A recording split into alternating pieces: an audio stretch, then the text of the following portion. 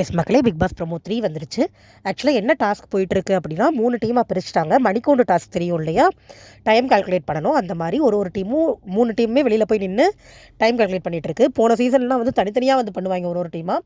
இப்போ 3 team at a டைமில் பண்ணுது. 1 மணி நேரம் முடிஞ்சோடனே பெல் அடிக்கணுமா, அடித்த உடனே பாட்டு போடுவாங்க போல் இருக்குது. குடுன்னு ஓடி போய் ட்ரெஸ் மாற்றிட்டு வந்து டான்ஸும் ஆடணும். 2 டாஸ்க்கை சேர்த்துட்டாங்க. டான்ஸ் ஆடுற டாஸ்க்கு, மணிக்கூண்டு டாஸ்க்கே சேர்த்து பண்ணிகிட்டு இருக்காங்க. இதில் வந்து கனி, பார்வதி, ஆதிரை, கமருதீனெல்லாம் ஒரு டீமு.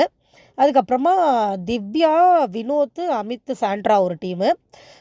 எஃப்ஜே, சுபிக்ஷா, சபரி, விக்ரம், அரோரா ஒரு டீமு. எனக்கு இந்த டீம் தான் பிடிக்கும், ஏன்னா என்னோடய ஃபேவரட்ஸ் இருக்காங்க.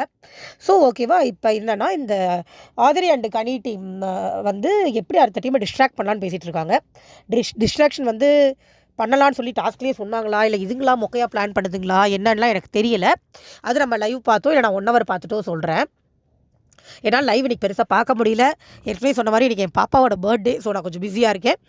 அப்பப்போ பார்த்ததை மட்டும் நான் உங்களுக்கு சொல்கிறேன். கமருதீனை வச்சு டிஸ்ட்ராக்ட் பண்ணலாமா, ஆதிரை வச்சு டிஸ்ட்ராக்ட் பண்ணலாமான்னு ஒரு அருமையான டிஸ்கஷன் போயிட்டுருக்கு.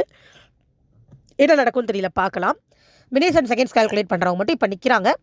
மற்றவங்கலாம் வந்து உள்ளே போயிட்டாங்க. அப்புறம் ஒரு முட்டை சண்டை ஒன்று நடந்தது, அது அன்சீன் ப்ரோமோவில் வந்தது. கமருதீனோ பார்வதியோ யார் கேட்டாங்கன்னு தெரியல. ஏதோ எக்ஸ்ட்ரா, அதாவது முட்டையை வந்து ஆஃப் பாயிலாக போட்டு கொடுக்குற மாதிரி ஏதோ கேட்டிருப்பாங்க போல். இவங்க வேறு ஏதோ ஒரு ஃபார்மில் பிளான் பண்ணியிருப்பாங்க போல் இருக்குது.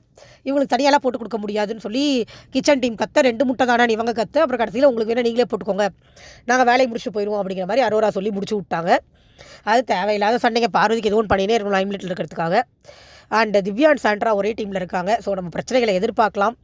ஏன்னா சாண்ட்ரா வந்து காலையில் போய் விக்ரம் கிட்ட போய் திவ்யா பற்றி தப்பு தப்பாக சொல்லி போட்டு பின்னாடி போய் உட்காந்து விக்ரம் பற்றியும் தப்பு தப்பாக பேசிகிட்டு இருந்தாங்க போல் இருக்கு. ஒஸ்ட் கேரக்டர் எவர். இதில் இவங்க புருஷன் வேறு முட்டு கொடுத்துக்கிட்டு இருக்காங்க. பார்ப்போம். நன்றி.